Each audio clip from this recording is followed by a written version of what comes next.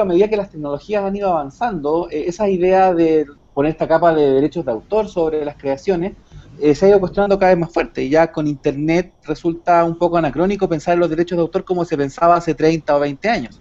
Tampoco digo que en esa época era ideal el panorama, pero hoy día realmente ya el cuestionamiento a la idea de los derechos de autor como todo lo que puede necesitar un artista para crear es bastante falaz. Primero porque la propiedad intelectual no es lo que genera que el artista cree, ya les decía, antes de que exista la propiedad intelectual ya los artistas creaban. Y segundo también, el tema no garantiza que los artistas se ganen la vida con la creación. Es una de las herramientas que puede existir para fomentar la creación, pero en ningún caso es la única. Ahora, ¿cómo juega esto con la generación de conocimiento? Que bajo una perspectiva muy absolutista de derechos de autor, o pensar que todo está mediado con los derechos de autor, desconocemos en realidad cómo funciona la cultura, que es algo vivo, que en el fondo ninguna creación hoy día es completamente original, nadie crea desde cero, no parte de tabula rasa, sino que todos de alguna forma usamos otras creaciones para las que estamos haciendo. Y las tecnologías digitales han permitido también nuevas formas de creación que aún más descansan en creaciones anteriores. Entonces, al final, de una forma u otra, todos los creadores le deben hoy día parte de su obra a la cultura a la que están inmersos, que en un mundo donde hay internet, donde millones de personas quieren interactuar con el conocimiento, crear nuevos conocimientos, acceder a este contenido e incluso difundir al mismo creador, es un poco absurdo pensar en un sistema tan restrictivo donde todo tiene que pasar o mediar por la autorización de una persona que, como les decía, además, el concepto de creador hoy día y en realidad, toda nuestra historia de la cultura ha sido algo que es bastante más complejo que solamente alguien que se despertó con una idea y la plasmó en algo concreto. Entonces, para mí, por ahí pasa un poco la discusión. Entender que la propiedad intelectual como sistema es un sistema que debe responder al bien público y no un objetivo en sí mismo, ni un derecho natural. Tampoco es el derecho de autor un derecho humano, como se suele repetir en muchos casos. Pero lo cierto es que la atención que está dada hoy en día es una atención que no es necesariamente atribuible a las tecnologías digitales, sino que tiene que ver con esta idea de constituir la cultura en un bien económico, por tanto, en mercancía, y creo que de esto han dado cuenta los filósofos que han teorizado sobre las industrias culturales a lo largo de larguísimas décadas, y que creo que es en quienes tenemos que abrevar también para sumar la riqueza a esta discusión. Como bien decía Bea, la propiedad intelectual no es un derecho humano, es una clase de propiedad que se puede regular con bastante libertad por los países, y sí, el acceso al conocimiento y a la cultura es un derecho humano. Entonces, ese es un aspecto, por ejemplo, de las leyes de derechos de autor que es bastante polémico. En el lado atlántico, por otro lado, bueno, Bea puede dar más detalle, pero en Argentina se está discutiendo qué se puede hacer con un estatuto intermediario. En Brasil también hay una discusión que se está dando en la ley de derechos de autor, se intentó en el marco civil, que era otra ley que estaba saliendo, y si queremos ampliarnos a España, allá siempre hay alguna ley media extraña, como la ley FINDE, ahora la ley BERT, que en el fondo apuntan a buscar intermediarios incluso de enlaces hoy día, o sea, ya postear un link termina siendo prácticamente un delito o una causal para que te baja tu sitio web. Creative Commons tiene validez en tanto como también decía Pancho, el sistema de propiedad intelectual, el sistema de derechos autorales está bastante armonizado a nivel global, fruto de la firma de casi unos 200 países de la Convención de Berna, que es el regulador por excelencia a nivel internacional en la materia. Las licencias Creative Commons son un ejercicio perfectamente legal y legítimo que hacen los autores del sistema de derechos autorales. Hay mucha comunicación engañosa que pretende decir, bueno, Creative Commons desapropia o Creative Commons es una renuncia de derechos. Creative Commons no es ni una desapropiación ni una renuncia de derechos. Creative Commons es un ejercicio de derechos. Según la ley argentina, es un ejercicio del artículo 2 de la ley de propiedad intelectual, que especifica cuáles son los derechos que tiene el autor sobre su obra. Entre lo que el autor puede hacer está la idea de disponer de la obra como se le dé la gana, básicamente. No lo dice tan informalmente la ley, pero básicamente lo que dice es eso. Y el uso de las licencias Creative Commons es una forma de ejercicio de estas atribuciones. Por lo tanto, las licencias son perfectamente válidas en cualquier ámbito donde haya una ley de derechos autorales que le otorgue este tipo de atribuciones al autor.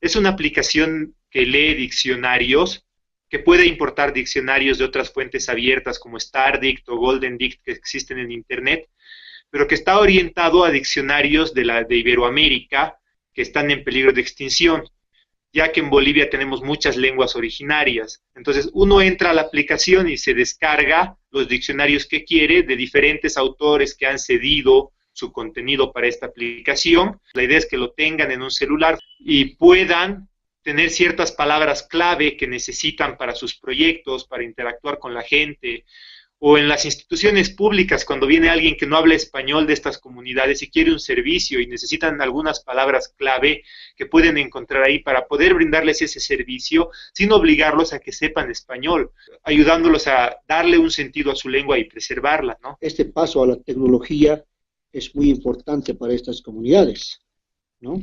Porque es una manera de preservar, de valorizar su propia lengua y también por ende su cultura. Por ejemplo, el simi, dik, viene de la palabra quechua y, ¿no?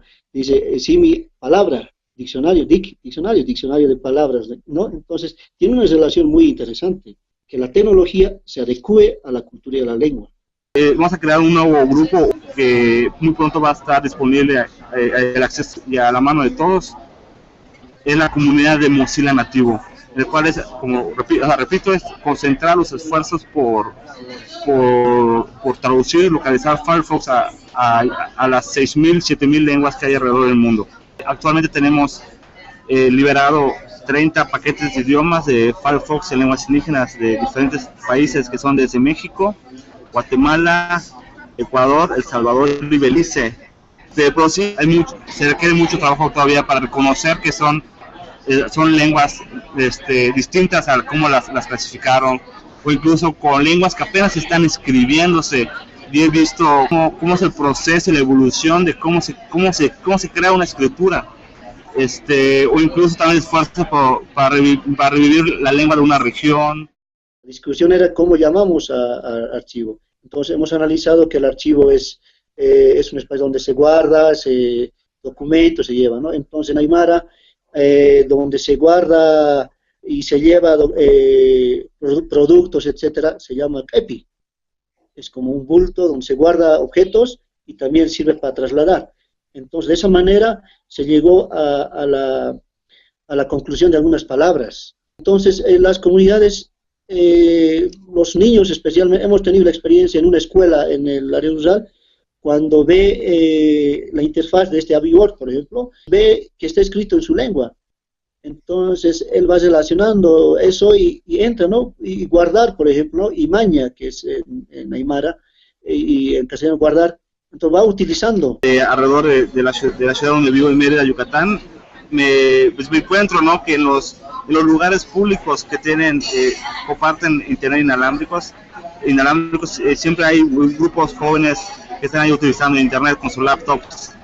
Entonces, en ese caso, por donde yo vivo, está la comunidad mayense. Entonces me ha sumado a ver qué navegador están utilizando y me he encontrado con personas que están utilizando el Firefox en maya. Cuando llega alguna crítica hacia el proyecto es común o típico que llega a personas que desconocen el tema, que dicen, no, pues primero darles computadoras, ¿no? ¿Para qué traducirles el navegador? Y pues yo les digo, bueno, nosotros alrededor a la semana tenemos 200 descargas, que es como al mes 800 personas ya están descargando el Firefox en lenguas indígenas. Y pues este último mes tuvimos alrededor de 500 personas que quieren colaborar con nosotros. O sea, tenemos un formulario de contacto y la gente nos contacta y dicen, queremos ayudar en la traducción, ese es mi nombre, o sea, yo me llamo, ese es mi nombre, ese es mi correo.